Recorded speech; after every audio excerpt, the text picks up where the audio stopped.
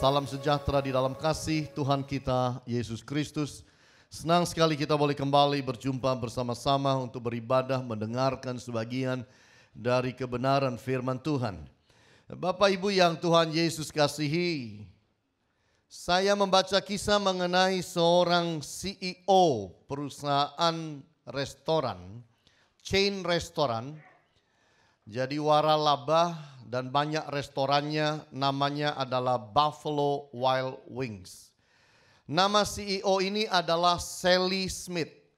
Sally Smith ini adalah seorang pemimpin yang baik. Sally Smith ditanya, bagaimana kamu dengan kepemimpinanmu? Bagaimana kamu mengembangkan, meningkatkan kepemimpinanmu? Dan dia berkata begini, setiap kali, setiap tahun saya selalu bertanya kepada rekan-rekan saya, staf saya, termasuk mereka-mereka yang selalu jujur dengan saya selalu minta yang namanya feedback. Gimana sih kepemimpinan saya ini?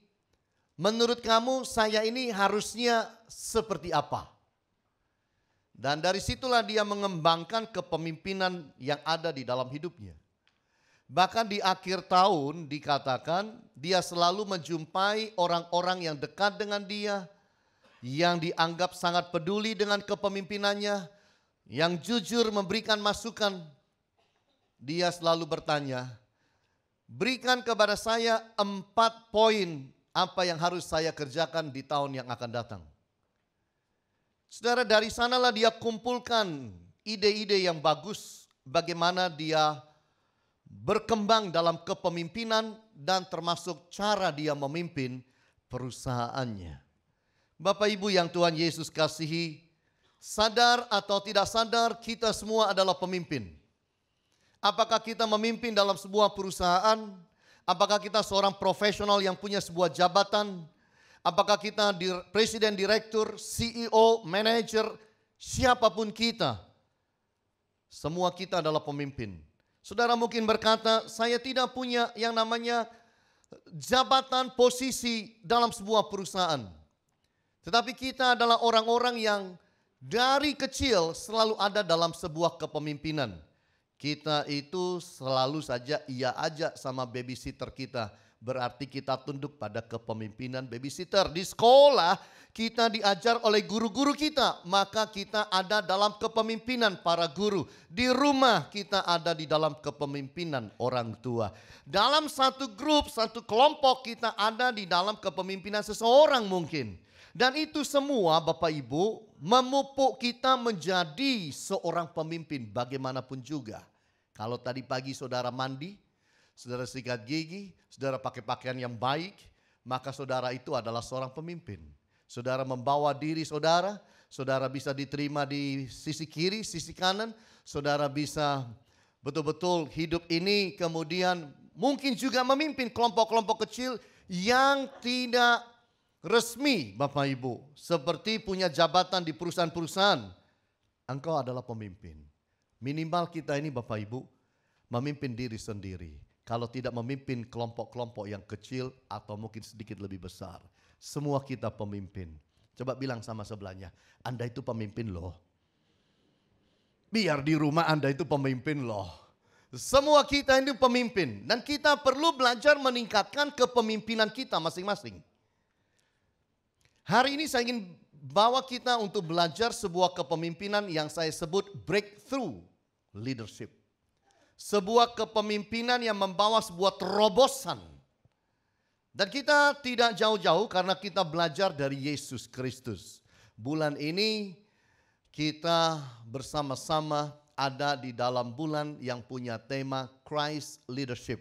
Kepemimpinan Kristus. Kita setiap minggu akan mendengar khotbah-khotbah yang bicara mengenai kepemimpinan Kristus. Apakah itu dari saya, Ibu Agnes atau hamba-hamba Tuhan yang lain, kita bicara mengenai leadership. Dunia tanpa leadership, dunia itu akan menjadi chaos, kacau. Gereja tanpa leadership yang kuat, gereja itu pun kacau. Perusahaan tanpa leadership yang kuat, perusahaan itu kacau. Rumah tangga tanpa sebuah kepemimpinan yang sangat kuat, rumah tangga itu juga bisa berantakan.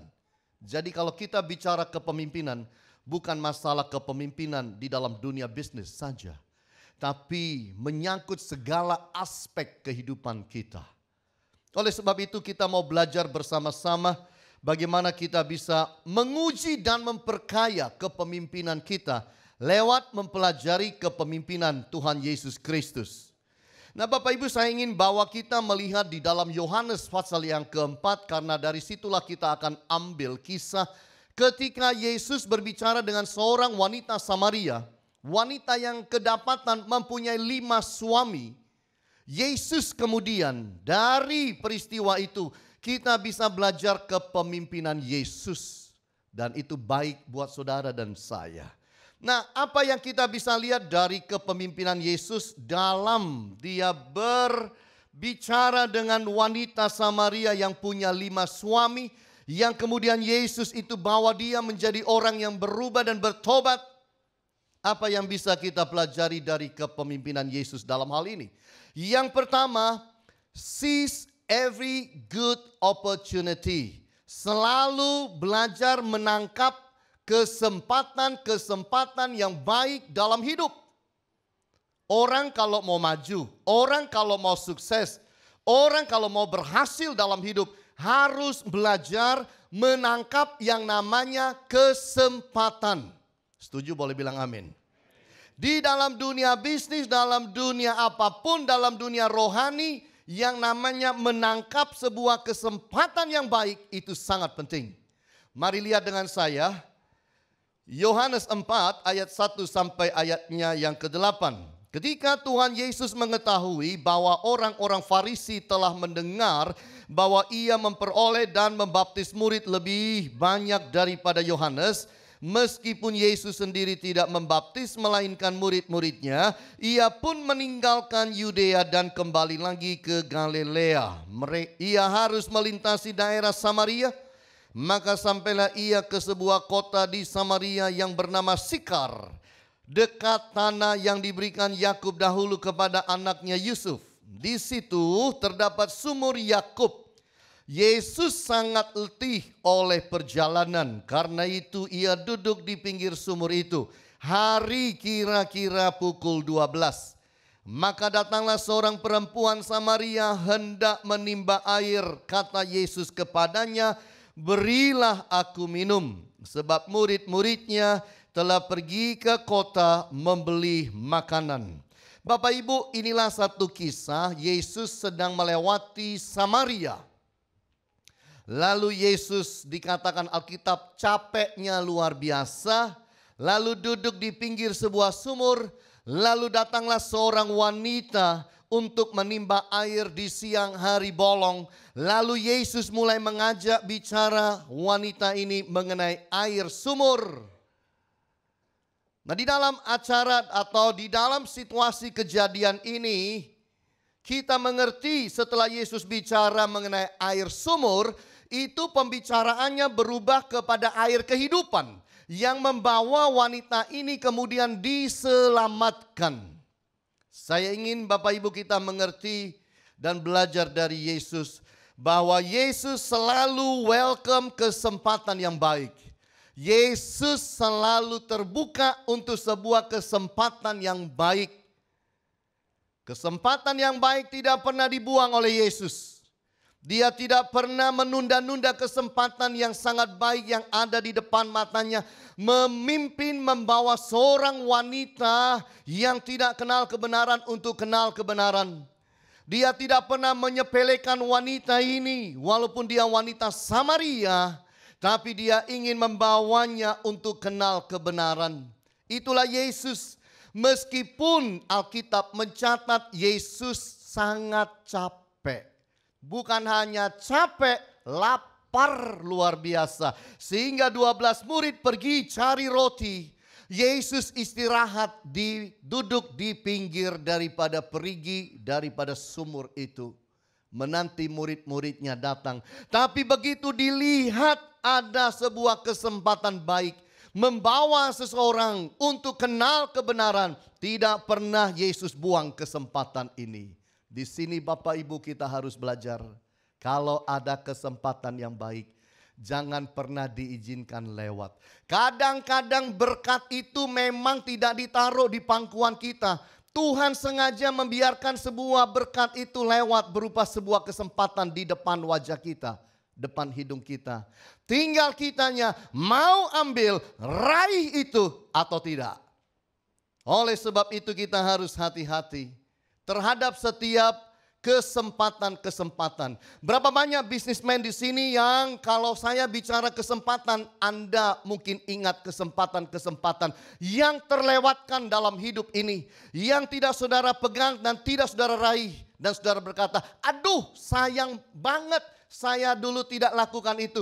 Coba saya sudah lakukan itu, coba saya sudah ambil kesempatan itu. Hari ini aku 100 kali lebih kaya daripada waktu yang saat ini. Kalau aku sudah ambil kesempatan, hari ini hidupku berbeda.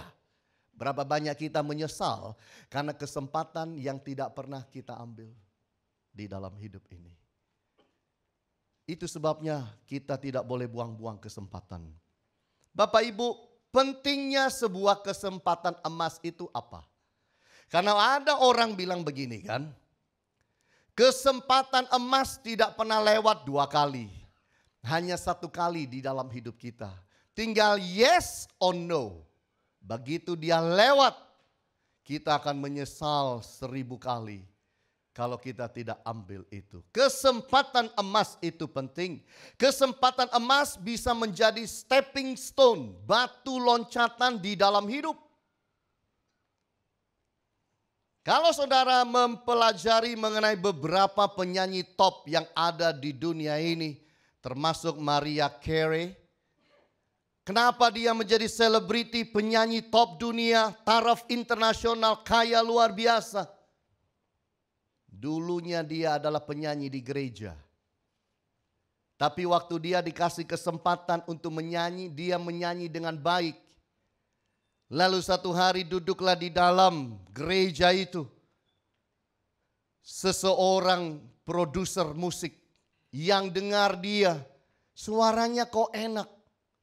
Didekati, lalu diajak bicara, diinterview, dilatih.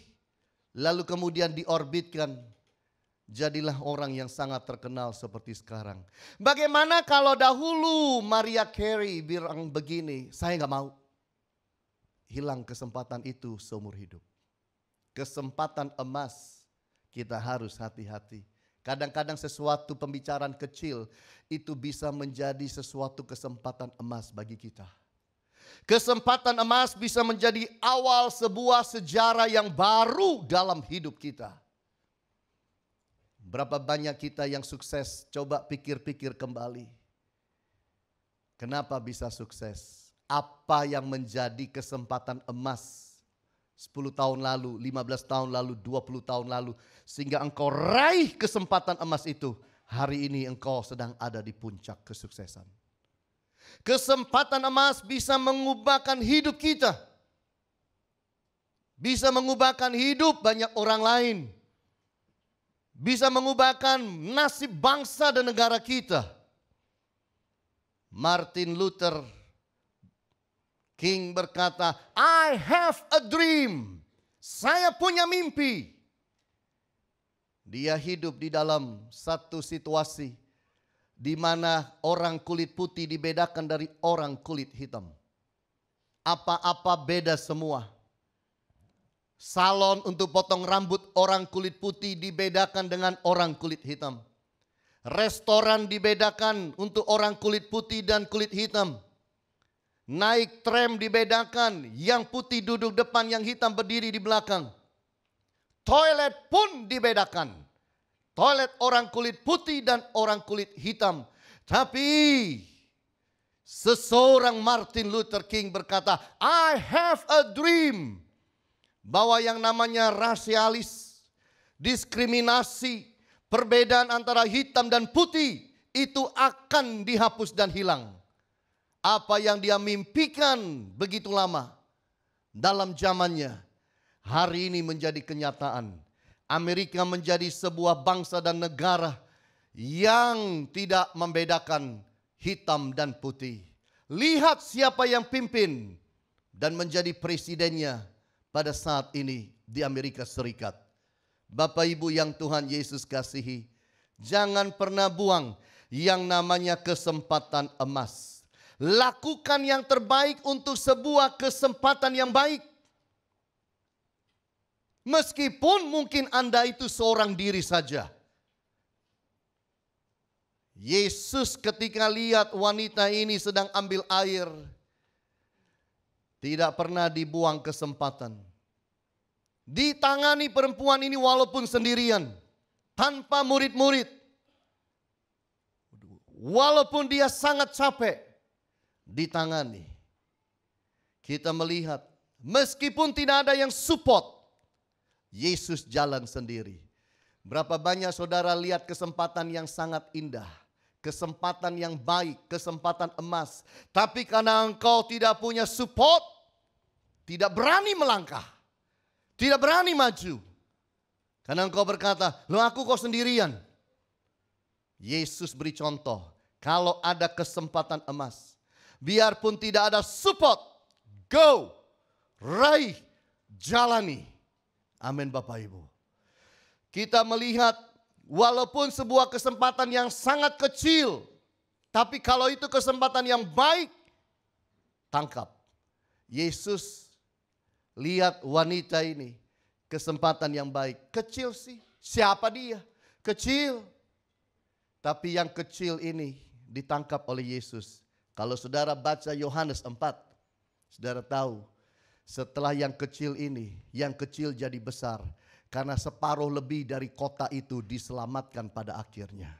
Jangan buang kesempatan yang walaupun kelihatannya kecil. Kalau itu adalah sesuatu yang baik, itu akan berkembang jadi sesuatu yang sangat besar. Meskipun kelihatan tidak bernilai, jalani. Kalau mau dilihat wanita ini, sungguh wanita mohon maaf, mungkin kurang nilainya di masyarakat. Karena hidupnya pernah punya 5 suami. Jarang orang punya 5 suami. Itu sebabnya dia ambil air siang hari. Karena sore itu seluruh wanita baik-baik datang ambil air. Dia menyendiri ambil airnya siang hari. Karena dia tidak disukai orang banyak. Tapi yang seperti ini, Yesus ambil yang tidak bernilai. Saudara lihat nanti di poin saya yang ketiga. Orang ini diubahkan luar biasa. Saudara yang Tuhan Yesus kasih. Itu sebabnya harus belajar buang sikap negatif. Harus pelihara hidup untuk apa? Jadi tetap kreatif. Ada kesempatan, jangan yang muncul itu alasan. Ya tapi kan lagi lesu. Tapi ya semua kan lagi repot. Ada kesempatan kita bilang, tapi kan dolar lagi naik. Seorang yang kalah dan pecundang selalu yang dikeluarkan alasan. Kalau saudara kumpul sama orang, selalu aja munculnya alasan untuk tidak maju. Mending hindari orang itu. Kalau tidak saudara akan jadi orang tertular dengan sikap hidupnya yang selalu aja ada alasan. Ayo pelayanan. Gak usah lah, siapa aku, nanti orang-orang belum tentu senang, nanti dikira Eke ini mengada-ngada. Ayo lakukan ini, bisnis ini. Waduh model kayak sekarang kok bisnis kayak gitu, wes telat. Kalau ketemu orang banyak alasan, sudah tinggalin aja. Cari orang yang banyak actionnya, bukan banyak alasannya. Amin Bapak Ibu, ini yang benar. Saudara pikir saya ini tiba-tiba jadi begini, tidak. Saya ini dulu gak bisa khotbah. Jujur saya udah pernah bilang, saya tidak bisa khotbah. Saya pernah dikasih kesempatan berkhotbah. Khotbah saya berhenti dalam waktu 2 menit. Tidak sampai. Dan berhentinya pun gak enak. Kayak mobil langsung direm.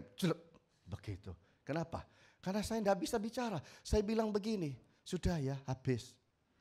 2 menit itu loh dikasih waktu bicara, sudah ya habis. Gak ada lagi. Oh, saya pulang dari persekutuan doa itu malu luar biasa. Tapi saya tidak putus asa.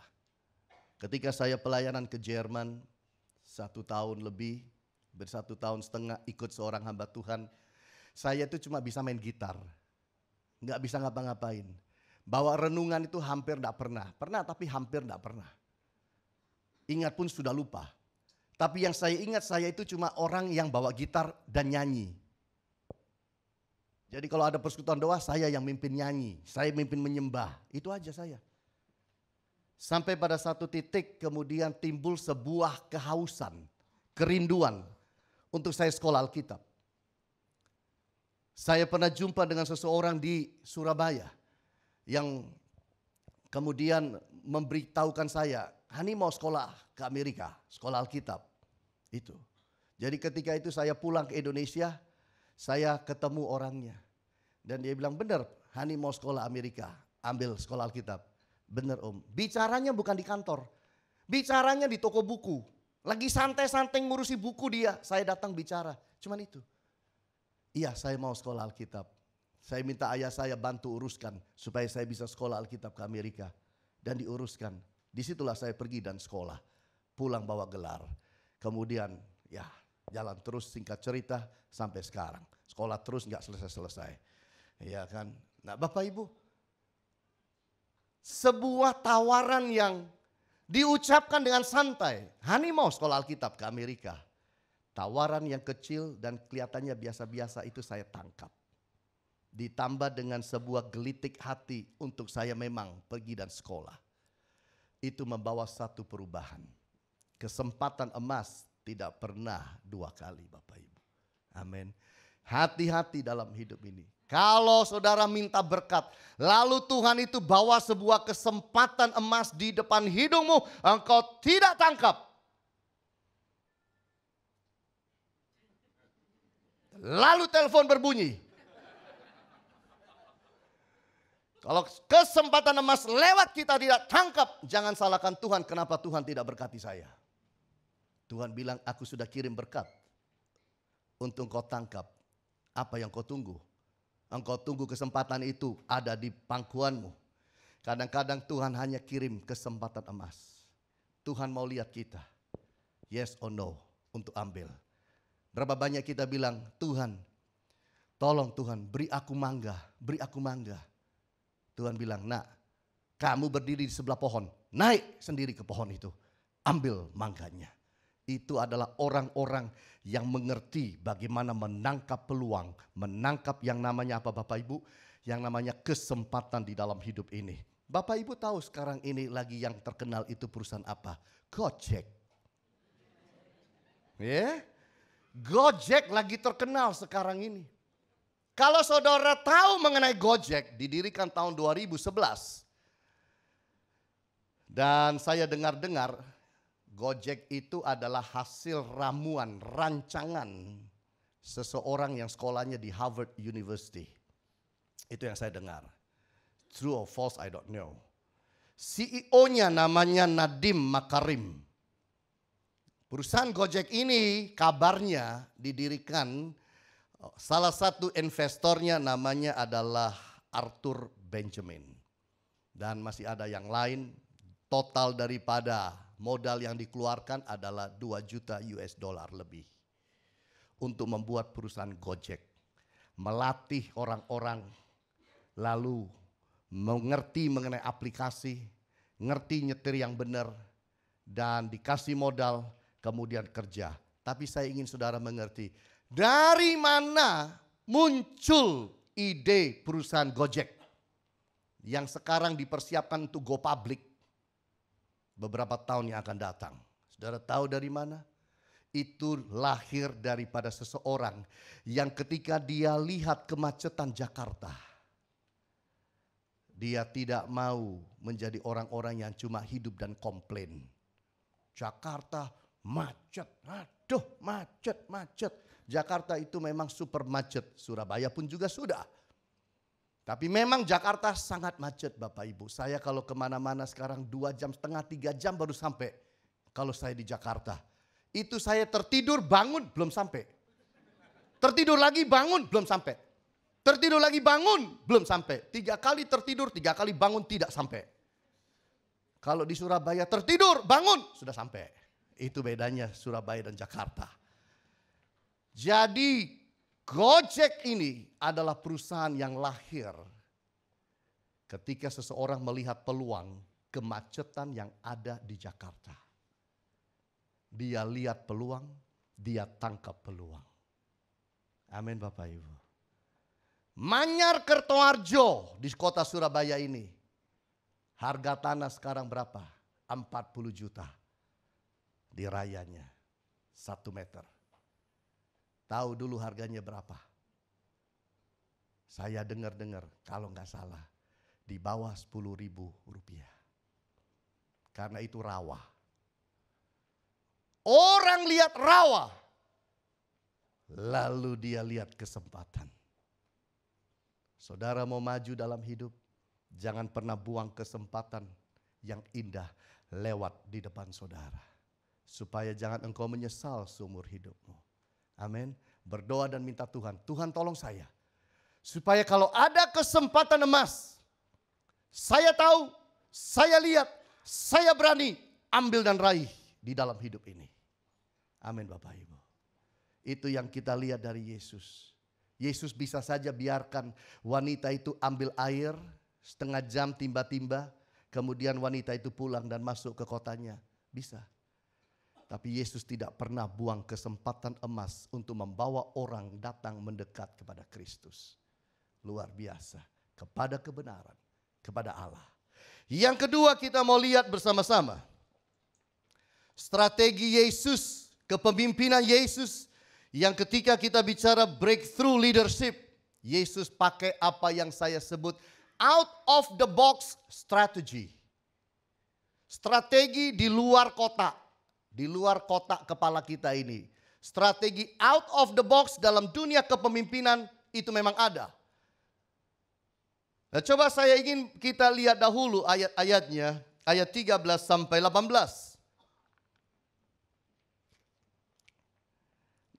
Jawab Yesus kepadanya, barang siapa minum air ini ia akan haus lagi. Tetapi barang siapa minum air yang akan kuberikan kepadanya, ia tidak akan haus untuk selama-lamanya.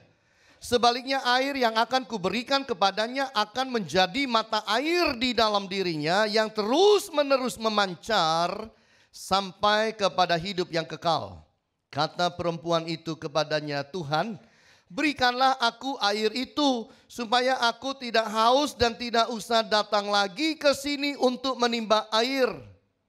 Kata Yesus kepadanya, pergilah dan panggillah suamimu dan datang ke sini.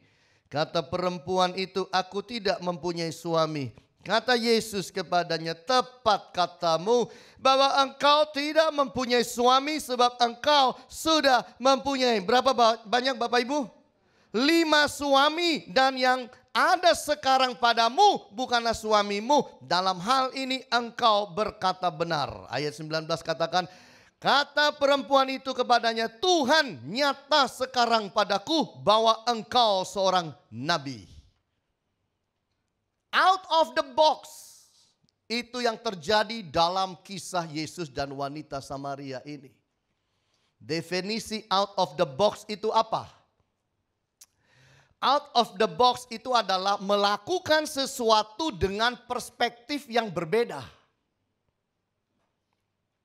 Melakukan sesuatu dari sudut yang berbeda.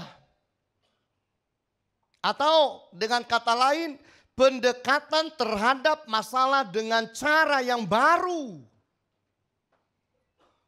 Pendekatan terhadap masalah dengan cara yang baru. Atau kita sebut unconventional. Sesuatu yang tidak umum. Atau mengkonsep masalah secara kreatif. Bagaimana solusinya ditemukan. Out of the box. Kalau murid-muridnya lihat wanita ini datang ambil air, percaya saya tidak diapa-apain wanita ini. Paling-paling karena sungkan dikasih roti juga makan siang rame-rame. Habis itu suruh pulang. Tapi mungkin kalau ketahuan dia punya 5 suami. mungkin digodain, mungkin dibully. Yesus do something different, out of the box. Tidak melayani wanita ini secara lahiriah, tapi dilayani secara rohani, out of the box. Yesus menyelesaikan masalah itu bukan masalah yang kelihatan di luar. Masalah yang kelihatan di luar adalah dia butuh air sumur. Yesus menyelesaikan masalah yang ada di dalam, yaitu dia membutuhkan air kehidupan. Jadi saudara pergi belajar ilmu manajemen dan leadership di luar. Pembicaranya hebat-hebat, bayarnya jutaan, belasan juta. Mereka semua ngambilnya dari Alkitab. Ada di sini. Yesus luar biasa. Nah, Bapak Ibu, kita lihat orang yang punya mentalitas atau leadership out of the box, di luar dari otak, di luar dari pikiran, adalah orang-orang yang berani berbeda. Ini orang-orang yang berani beda. Approach-nya, sikapnya, tindak tanduknya berani beda dibanding orang lain. Orang Yahudi itu tidak bicara dengan orang Samaria. Yesus ada di Samaria, ketemu wanita Samaria. Yesus beda, dia ajak bicara. Orang Yahudi tidak peduli terhadap orang Samaria, karena mereka itu musuh buyutan. Tapi Yesus beda. Yesus bicara dan mengasihi orang Samaria ini untuk mengurus hidup rohaninya. Orang Yahudi tidak mengasihi orang Samaria, Yesus mengasihi. Orang Yahudi tidak minta tolong, minta air kepada orang Samaria, gengsi, benci. Wanita ini datang, Yesus bilang, berilah aku minum. Makanya sang wanita itu bilang, kamu orang Yahudi kok minta minum sama aku orang Samaria? Karena itu tidak lazim.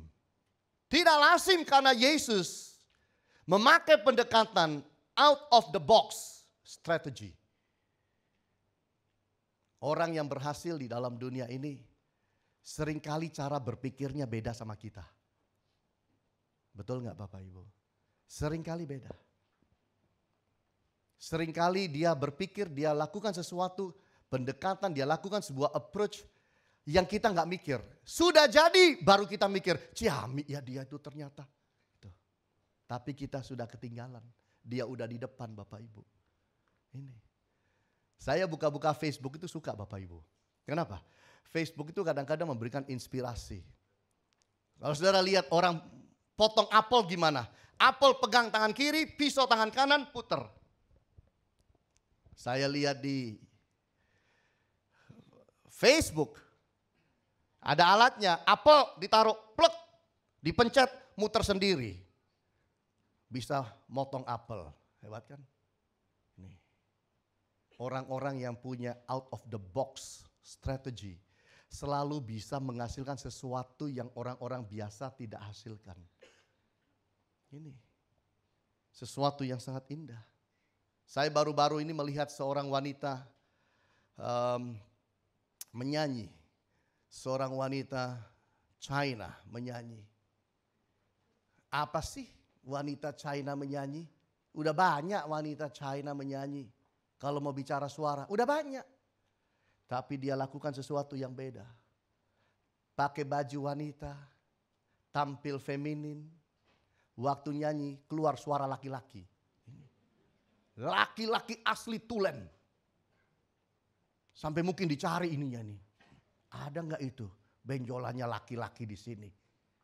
Dia nyanyi luar biasa. Hebatnya dia nyanyi lagi satu lagu. Keluar suara laki-laki, sebentar lagi keluar suara wanita. Saut-sautan, coba. Nggak ngeluh tak saudara. Kapan nggak pusing kita?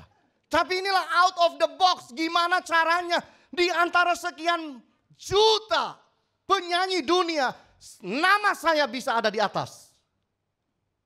Out of the box. Dia latih dirinya sampai bisa nyanyi dengan suara laki-laki. Asli. Ngebas-ngebasnya. Bisa saudara. Hebat. Padahal nggak punya ininya itu. Tapi bisa. Itu juri-juri lihat kaget saudara. Out of the box Bapak Ibu. Kita harus mengerti. Bahwa kita harus mengembangkan out of the box strategi dalam diri kita. Gimana sih Pak? Supaya itu yang namanya itu tadi out apa sih Pak? Out of the box. Gimana supaya out of the box itu bisa terjadi dalam diri kita? Berani ketemu orang baru. Ini. Berani jumpa orang baru. Berani pula berada di lingkungan atau situasi yang baru. Harus ada ini. Berani mencoba hal-hal yang baru. Karena itu akan memberikan pengalaman-pengalaman baru. Berani belajar, berani baca buku, apa-apa yang baru. Itu akan menghidupkan out of the box dalam hidup saudara. Saya baca kisah mengenai Mozart. Seorang penggubah lagu klasik yang sangat luar biasa. Saudara, saya baca dan saya terkesan bagaimana Mozart itu menggubah lagu klasik. Ditulis bilang begini. Dia bisa dapat lagu yang sangat-sangat bagus dan mendunia dan menjadi legenda sampai hari ini. Caranya beda sama kita. Dia itu makan enak. Dia makan enak. Kita harus bedakan makan banyak sama makan enak. Dua hal yang berbeda. Makan banyak belum tentu enak. Makan enak belum tentu banyak. Dia bilang saya itu akan makan enak. Suasana hati saya itu enak. Saya akan ambil waktu untuk jalan-jalan di taman. Jalan sendiri. Sendiri. Jalan. Menikmati perjalanan dan alam dengan perut yang enak. Suasana hati yang enak. Biasanya itu datang inspirasi itu. Lagu. Dari depan sampai selesai. Dan dia berkata sambil saya jalan. Saya rekam semua itu di dalam otak saya. Setelah komplit lagunya.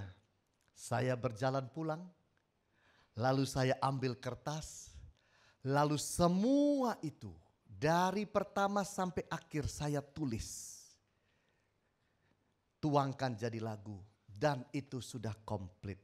Tidak pernah saya rubah-rubah lagi. Saya merubahnya itu waktu jalan tadi.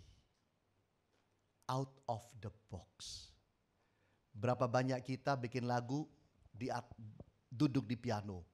Terus ya apa ya? Ya apa? Apa ya? Apa ya? Apa ya? Gitu. Dia jalan. Kalau kita jalan habis makan malam, beda sama dia jalan habis makan malam. Kita jalan makan malam, habis makan malam kita jalan kaki untuk apa? Menurunkan perut, betul. Kita jalan, katanya untuk pembakaran. Kita jalan, habis makan. Dengan satu maksud, biar tidurnya nyenyak, betul. Mozart jalan untuk dapat lagu, beda. Inilah orang-orang yang lakukan out of the box Bapak Ibu. Mari kita belajar dalam hidup ini. Jadi seperti Yesus. Dia bisa diamkan wanita ini. Dia bisa tidak bicara dengan wanita ini. Tapi out of the box. Dia ambil kesempatan. Lalu dia bicara lewat air jasmani. Air sumur.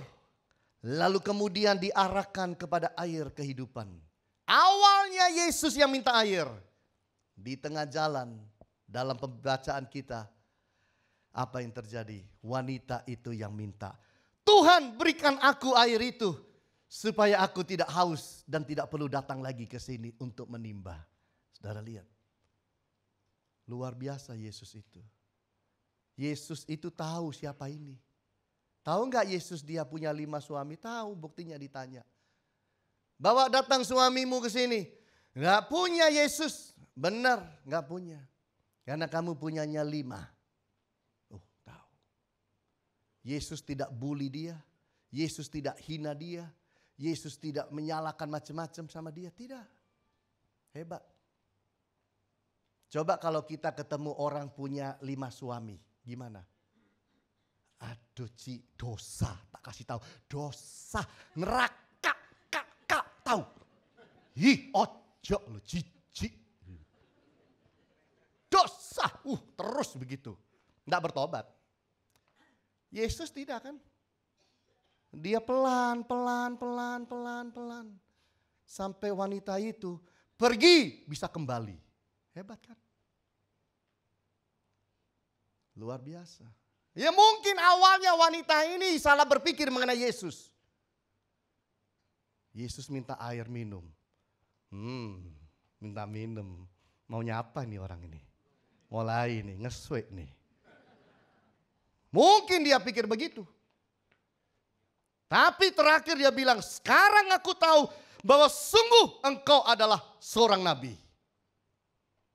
Hebat Yesus. Sangat hebat. Out of the box Bapak Ibu. Kadang-kadang kalau lihat sesuatu macet, buntu, itu berdoa. Tuhan, jalan buntu. Gak tahu mesti apa ini. Give me something out of the box solution. Tuhan bisa buka pikiran kita. Lakukan ini nak. Lakukan itu nak. Bisa. Amin Bapak Ibu. Bukan naik ke lantai 15 lalu terjun. Itu bukan out of the box. Out of the body namanya. Keluar dari tubuh rohnya. Mati. Bukan itu.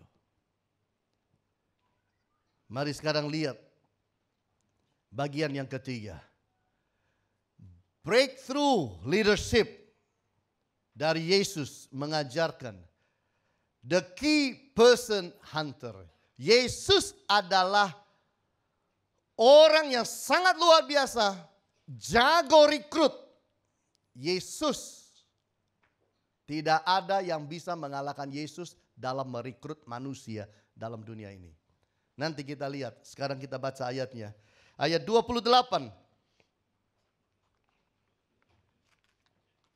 Maka perempuan itu meninggalkan tempayannya di situ lalu pergi ke kota dan berkata kepada orang-orang yang di situ, mari lihat. Di sana ada seorang yang mengatakan kepadaku segala sesuatu yang telah kuperbuat. Mungkinkah dia Kristus itu? Lalu kita lihat pada ayat yang ke-30. Maka mereka pun pergi keluar kota lalu datang kepada Yesus. Sekarang ayat 39. Dan banyak orang Samaria dari kota itu telah menjadi percaya kepadanya karena perkataan siapa? Perempuan itu. Yang bersaksi ia mengatakan kepadaku segala sesuatu yang telah kuperbuat. Ketika orang-orang Samaria itu sampai kepada Yesus, mereka meminta kepadanya supaya ia tinggal pada mereka. Dan ia pun tinggal di situ 2 hari lamanya. Dan lebih banyak lagi orang menjadi percaya karena perkataannya. Dan mereka berkata kepada perempuan itu, kami percaya tetapi bukan lagi karena apa yang kau katakan. Sebab kami sendiri telah mendengar dia dan kami tahu bahwa dialah benar-benar juru selamat dunia. Apa ceritanya? Ceritanya setelah dia tahu dia sedang berhadapan dengan seorang nabi, dia lari pulang. Lalu cerita kepada orang-orang yang ada di sana. Dan orang-orang itu datang ikut kepadanya. Jumpa Yesus di perigi itu. Yesus bicara mengenai kebenaran. Dan orang-orang itu berkata, wow, Yesus tinggal dong dengan kita. Tidak ada permusuhan antara kita. Yesus tinggal 2 hari. Dan semakin banyak lagi orang-orang bertobat oleh karena pelayanan Yesus 2 hari itu. Bapak Ibu yang Tuhan Yesus kasihi, saya mau tanya, kok bisa Yesus masuk dan bicara begitu banyak orang, kepada begitu banyak orang? Karena jasa siapa? Jasa wanita ini. Betul, jasa wanita ini luar biasa. Dia yang bawa orang begitu banyak datang pada Yesus. Setelah Yesus bicara, orang-orang itu semangat semua minta Yesus tolong tinggal bersama kami. Yesus tinggal 2 hari lamanya. Dan semakin banyak yang bertobat. Semua gara-gara siapa? Wanita ini yang punya 5 suami. Tapi Yesus itu hebat. Matanya tajam. Ini orang penting. Ini orang luar biasa. Kalau aku bahkan orang ini akan menjadi key person, orang kunci. Saudara tahu bahwa Yesus di dalam pelayanannya di dunia, nomor 1 yang dilakukan sebelum dia melayani, dia merekrut. Yesus adalah perekrut ulung. Dia rekrut 12 murid di pinggir pantai. Kemudian dia rekrut dan punya 70 murid. Kemudian Yesus itu punya 500 murid. Tahu saudara sekarang Yesus itu punya 2,5 miliar murid di dunia ini. Siapa bisa mengalahkan Yesus sebagai perekrut? Yang terus berkembang seperti itu. Saudara bilang Yesus itu miskin. Saya beritahu. Kalau Yesus itu mau kaya aja di dunia ini dengan cara dunia. Super bisa. Yesus ikut satu multi level marketing. Nah, udah ngerti kan? You know what I mean? Kalau Yesus ikut satu aja multi level marketing, saudara bisa tahu Yesus ada di mana. Yang punya perusahaan kalah sama Yesus. Downline-nya 2,5 miliar manusia. Biasa saya selalu bilang, Yesus bikin air jadi anggur. Iya kan? Orang zaman sekarang kan bilang, wah teknologi maju, teknologi maju. Semaju-majunya teknologi lo belum pernah bikin, belum pernah ada pengusaha, bisnismen, pabrik bikin air jadi anggur. Belum pernah. Belum pernah. Yesus lo bikin tanpa pabrik. Kalau Yesus mau kaya, kaya sekali Bapak Ibu. Kaya sekali.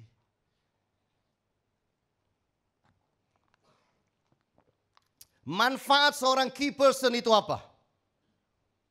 Manfaat seorang key person. Yesus itu bukan hanya menyelamatkan wanita ini. Tapi wanita ini sudah dijadikan key person. Orang kuncinya Yesus yang masuk ke dalam. Bawa orang-orang berdosa dari dalam itu kepadanya. Diinjili. Yesus nginap ngajar 2 hari di sana. Sekolah Alkitab kilat. Dan semakin banyak yang bertobat. Ini orang kunci. Pekerjaan seorang kunci adalah meringankan beban kita. Itu. Lalu membuka pintu yang tertutup. Kalau Yesus jalan sendiri, belum tentu diterima oleh orang-orang Samaria. Karena dia latar belakang orang Yahudi. Belum tentu Bapak Ibu. Yang membuat proses jadi cepat wanita ini. Orang kunci itu penting. Dia meningkatkan nilai pada visi kita. Visi kita itu jadi terlaksana semakin dekat kita kepada visi kita. Karena adanya orang-orang kunci. Orang kunci, key person itu menjadi tim yang baik untuk menghasilkan sesuatu yang besar. Jangan lihat orang kunci saudara sebagai saingan. Orang kunci itu adalah partner kita untuk melakukan sesuatu yang besar. Orang kunci itu mempercepat kesuksesan Bapak Ibu. Ini kerjanya orang kunci. Itu sebabnya kita harus menjaga para orang kunci kita. Di dalam perusahaan saudara selalu ada orang kunci. Jaga hubungan yang baik dengan mereka. Jaga. Hargai mereka sebagai pribadi. Bukan karena jabatannya. Tapi in person, secara pribadi. Berikan support yang mereka butuhkan untuk menghasilkan sesuatu yang besar. Jangan jadi kayak Firaun. Suruh bikin batu bata, materinya gak dikasih. Bahan mentahnya gak dikasih. Dulu dikasih, lama-lama dikurangi. Tapi minta jumlah yang sama. Berapa banyak pengusaha itu jadi pengusaha harus ditambah nama tengahnya Firaun. Meres terus, meres terus. Gak bisa Bapak Ibu. Kalau ada peluang orang akan tinggalkan kita. Jangan peres. Jaga hubungan yang baik. Berikan latihan yang penting bagi mereka. Lalu percayai mereka. Ini sangat-sangat baik. Di dalam hidup ini itu yang dilakukan Yesus. Yesus tidak marah kepada wanita ini. Dijadikan orang kunci yang membawa Yesus bisa masuk ke kota mereka. Nginep 2 hari. Dan mengajar lebih banyak, lebih lama. Hasilnya sangat luar biasa. Orang kunci bukan datang dengan penampilan. Tapi lihat apa yang ada di dalamnya.